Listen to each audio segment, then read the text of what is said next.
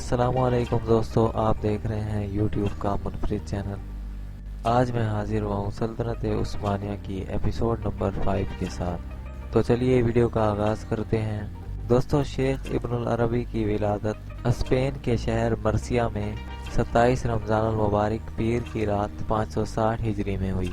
مشرق والے، خاص کر وہ لوگ جن کی مادری زبان فارسی ہے، آپ کو ابن العربی کہتے ہیں، جبکہ آپ مغرب میں ابن العربی اور ابن سراقہ کے نام سے پہچانے جاتے ہیں۔ آپ کو سب سے زیادہ شہرت الشیخ الاکبر کے لقب سے ہوئی۔ مسلمانوں کی تاریخ میں یہ لقب کسی دوسری شخصیت کے لیے نہیں استعمال کیا گیا۔ آپ کے والد علی بن محمد عالم اور متقی تھے، اور وہ شیخ عبد القادر جیلانی رحمۃ اللہ علیہ کے عقیدت مندوں میں سے تھے۔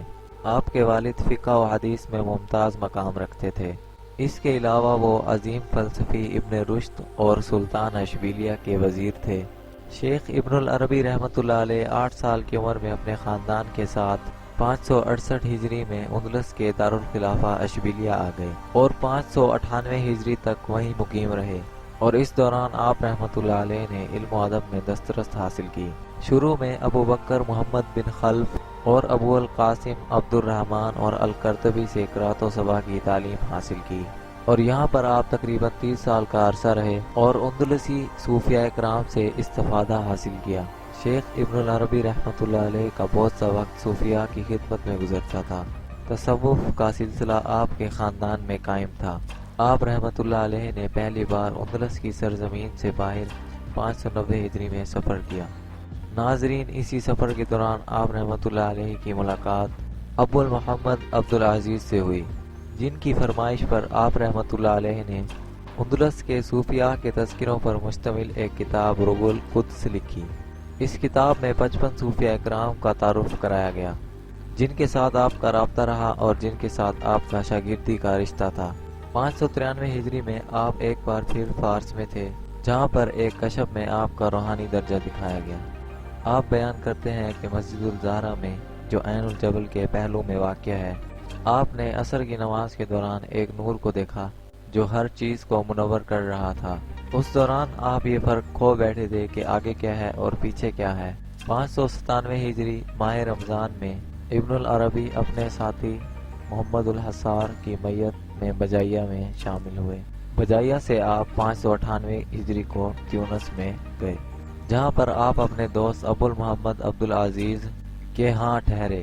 وہاں پر آپ رحمۃ اللہ علیہ نے 8 سال پہلے اپنے دوستوں کی فرمائش پر کتاب ربع القدس لکھی تھی، اور وہاں پر سے اپنے ساتھی محمد الحصار کے ساتھ مصر گئے تھے، جو وہاں پر وفات پا گئے۔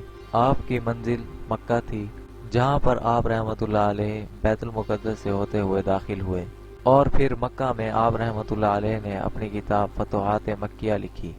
آپ رحمۃ اللہ علیہ نے یہ کتاب 599 ہجری میں لکھنا شروع کی تھی، جس کی تکمیل 627 ہجری میں ہوئی۔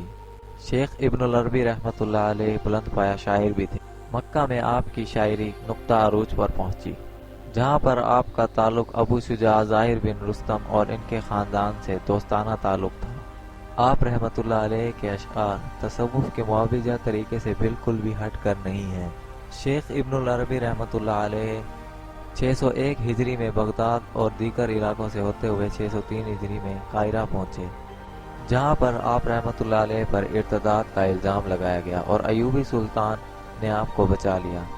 604 ہجری میں آپ ایک بار پھر مکہ پہنچے اور وہاں پر 1 سال قیام کیا، اور 607 ہجری میں پونیا پہنچے۔ وہاں کے سلطان کیکاؤس نے آپ کا بھرپور استقبال کیا اور آپ کی رہائش کے لیے ایک مکان بنوایا، جو بعد میں آپ رحمۃ اللہ علیہ نے ایک بھکاری کو دے دیا۔ دوستو، اسی طرح شیخ ابن العربی نے اگلے برسوں میں متعدد سفر کیے۔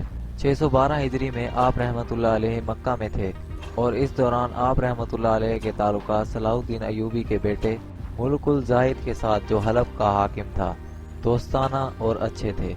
620 ہجری میں آپ رحمۃ اللہ علیہ نے دمشق کو اپنا وطن بنایا۔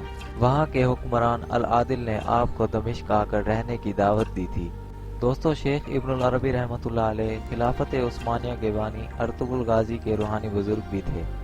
ڈرامہ سیریل ارطغرل غازی میں ان کے کردار کو بہت بار دکھایا گیا ہے۔ آپ رحمۃ اللہ علیہ نے دمشق میں 638 ہجری کو وفات پائی، دوستو اب تک کے لیے اتنا ہی. ہماری نیکسٹ ویڈیو کا انتظار کیجیے گا. تب تک کے لیے اپنے میزبان کو اجازت. اللہ حافظ. ویڈیو کو لائک، کمنٹ، سبسکرائب اور شیئر کرنا مت بھولیے گا.